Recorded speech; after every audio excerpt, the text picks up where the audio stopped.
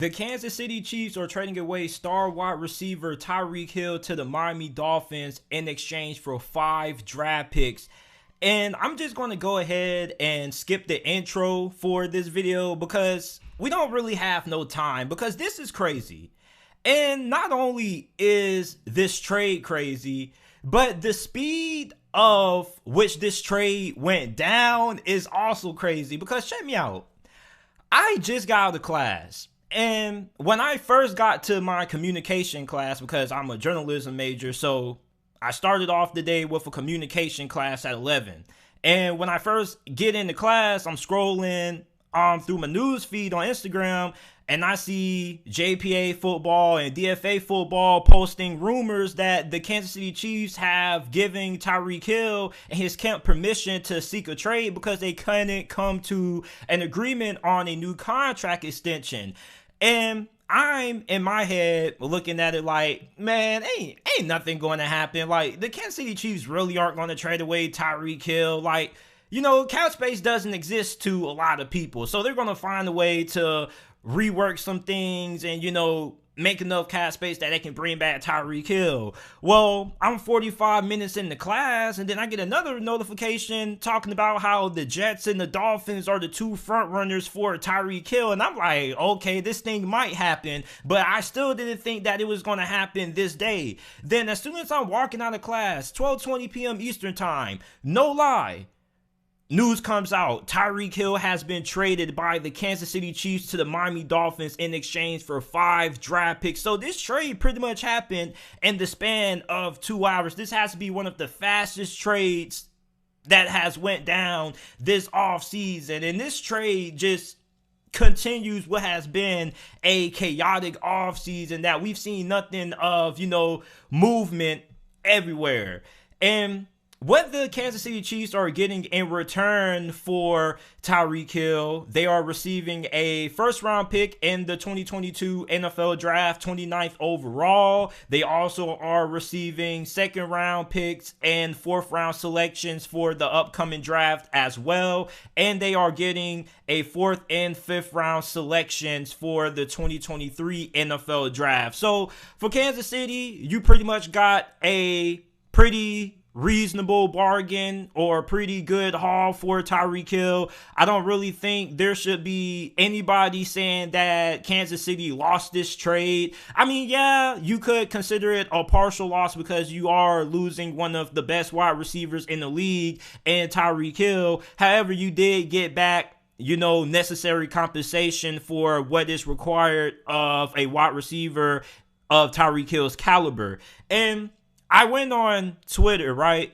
Big mistake. I don't know why I continue to go on Twitter and expect to see logical takes, but I just saw a lot of people bashing the Miami Dolphins for this trade, saying that it doesn't make a difference if the Dolphins get Tyreek Hill because who's their quarterback? Like, I don't know if people on Twitter just don't use any logic. I mean, there's no logic on Twitter anyway most of the time, but there were really people saying that the Dolphins aren't going to do anything with Tyreek because Tua is their quarterback or they don't have a QB. Like, are you really serious right now? You don't need a good quarterback to throw 5-yard slants and 5-yard drag routes, because that's really all the Miami Dolphins have to do, because the Dolphins now have 2 of the fastest wide receivers in the NFL on their offense, Tyreek Hill and Jalen Waddle. You don't need a good quarterback to throw the ball 5 yards down the field. It doesn't take all that much. Anybody could throw a 5-yard pass. An average or below average quarterback could throw a 5-yard pass to Tyreek Hill and Jalen Waddle, because that's all they need, because they can take a 5-yard drag or a 5-yard slant and turn it into a 70-yard touchdown like that. So I don't really understand why people keep harping on the fact that the Dolphins have Tua as their quarterback. Like, obviously, the Miami Dolphins are trying to surround Tua with all of the necessary pieces so he can be successful. That's why they went ahead and signed left tackle Teron Armstead. That's why they signed offensive guard Connor Williams. That's why they made this trade for Tyreek Hill. All these moves have been set in place for the Dolphins to help improve Tua. So trading for Tyreek Hill wasn't just a trade to make the Miami Dolphins a better team, but it also was a trade to help make Tua a better quarterback. Because now for Tua, you're basically saying, hey man, no excuses. Okay, if you're a new head coach, Mike McDaniels, and you're evaluating Tua for this upcoming season, you're pretty much saying, Tua, hey, you have no excuses. Okay, like you have everything in place to be successful this season. You got Tyreek Hill, you have Jalen Waddle. Who's stopping that? Tell me who's stopping that. You have two of the fastest wide receivers in the league on one team. Like, not only is this team going to be hard to stop in space, but this is going to be a really hard team to stop when it comes to stopping the vertical passing attack. When Miami gets the run game going, then they can, beat you over the top with play action. When they got your defense playing, trying to cheat and play up short, they can go ahead and throw the ball over your head and throw it downfield. Like, this trade is so big, because now this pretty much has altered the whole entire AFC. Because now, where do you rank the Miami Dolphins in terms of the AFC conference right now? Because now you have two of the fastest wide receivers on one team. And I know I keep repeating myself. I know you guys are tired of me saying that, but it has to be said and it has to be recognized, because that is a huge advantage on the side of the Miami Dolphins, at the fact that you have so much speed, and how our defense is supposed to game plan for that speed, because there's only so much you can do to game plan for elite speed. You get what I'm saying? Like, you can either stop it or you can't. It's only so much you can work around when it comes to trying to slow down an offense that has elite speed. And in terms of the AFC East now, like, how do you guys feel about the Miami Dolphins now? Like, do you guys think that the Dolphins have a legitimate shot to win the AFC East division now? Because you have the Jets, who have made some improvements. You still have the Buffalo Bills, who probably still are the favorites. And you have the New England Patriots. But where would the Dolphins lie? Because, in my opinion, I think that the Dolphins, if I had to put some money down right now, I think they probably are the second best team in the AFC East division at the moment. And I think I probably would pick them at right now to finish second in the division behind the Buffalo Bills, because now the Miami Dolphins have a better offense than New England. Okay, although some people may debate between who's a better QB and Tua and Mac Jones, understandable. But Miami has improved their offensive line, and they capped off their offensive line improvements with the signing of, Teron Armstead, who happens to be one of the best left tackles in the league. So he's going to be a drastic improvement towards the offensive line. Then you bring in Chase Edmonds, okay? You bring in Raheem Mostert. So you're trying to improve the running game, which is something that the Miami Dolphins are going to put a lot of emphasis on. And then you just bring in Tyreek Hill to just cap off what has been so far a very fantastic offseason for the Miami Dolphins. Like, it's just no way you can look at this Dolphins team right now and say that this isn't one of the most improved teams going into the upcoming NFL season. And I don't know about you guys, but I'm really excited to see how this upcoming season is going to play out, because there's just so much that has taken place this so far this offseason. Like, all kinds of quarterback movement. We got star players getting traded, Devontae Adams, Chandler Jones, now Tyreek Hill. Like, nobody's safe. And Stephon Diggs made the tweet in the midst of all this going on, basically saying, what the heck is happening? And that's pretty much my response. Like, ain't nobody safe right now.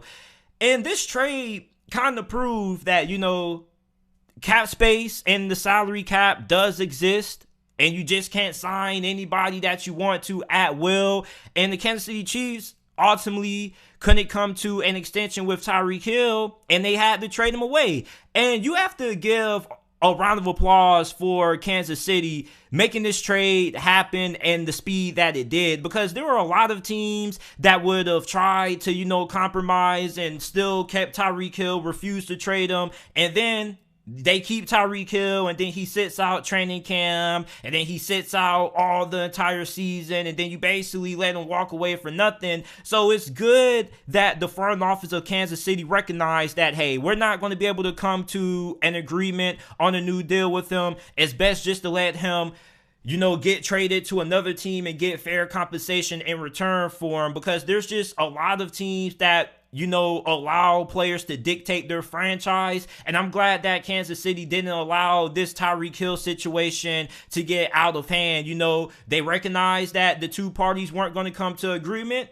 They were able to recognize that, hey, we can trade them, get a good haul in return, and move on from them. So now if you're a Chiefs fan, you're probably asking, okay, JT, who's going to be the next wide receiver to replace Tyreek Hill? Who's going to be the next wide receiver to step up? Well, there are reports going around that MVS, Valdez-Scantling, who previously has played for the Green Bay Packers over the last couple of seasons, is on his way to taking a visit with the Kansas City Chiefs. So it's most likely that they're probably going to think about bringing him in and signing him. He's also a speed demon himself. But you also have Mecole Hardman. And Mecole Hardman is really interesting because, he has a skill set that is pretty similar into comparison of Tyreek Hill's, really fast, really good in space. However, he doesn't really get a lot of opportunities. And, Tyreek Hill kind of hinted that, maybe he may be leaving the Kansas City Chiefs, because 11 days ago, he made a tweet saying, "We came a long way. Thank you, Chiefs Kingdom. I'm forever indebted." And this was 11 days ago. And nobody really thought too much of it until now. Everybody wants to look at it and acknowledge it because the trade already happened. But, for Miami, this is a big trade. This trade could be the difference between the Miami Dolphins missing the playoffs last season and now making a deep playoff run this upcoming NFL season. And I'm not saying that, the Dolphins are going to be, one of the best teams in the league or anything like that. All I'm saying is a lot of you guys need to start taking notice of the Miami Dolphins and the moves that they're making, because the Bengals get a lot of attention for the signings that they've made on the offensive line, but nobody has talked about, the signings that the Dolphins have made, and especially with the signing of Teron Armstead, nobody really talked about that amongst the national media, amongst, some of the big sports outlets like CBS, ESPN. Nobody really talked about it. They touched on it, but I haven't really seen a lot of people talking in depth about these acquisitions.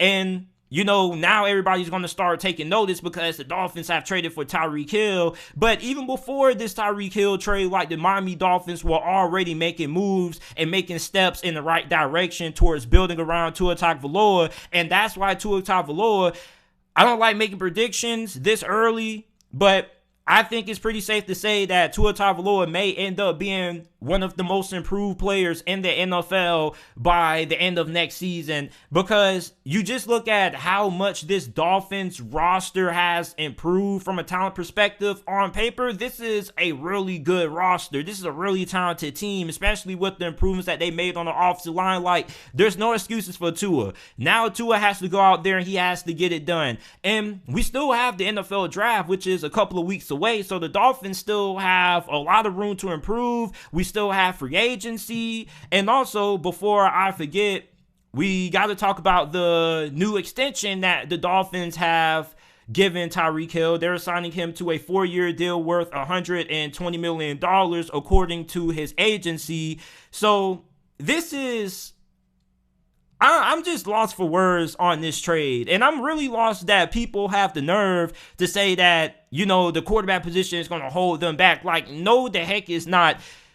Tyreek Hill and Jalen Waddle on the same team aren't going to do anything but boost Tua and help Tua in his development. And it's really important when it comes to developing a young quarterback. That's what everybody seems to forget. Everybody just seems to forget that, you got to have pieces set in place for your quarterback to be successful. People just think that you draft a quarterback and he's supposed to just be good with anybody. You get what I'm saying? It doesn't really happen all the time. Sometimes you have to, kind of surround your quarterback with some additional parts for him to function at a high level. So I am incredibly shocked, surprised, lost for words, but excited for what this trade means for the Miami Dolphins moving forward. And I'm excited to see what the Kansas City Chiefs are going to do with the capital that they have acquired from the Miami Dolphins in exchange for Tyreek Hill, because now Kansas City can go ahead and continue to improve their pass rush.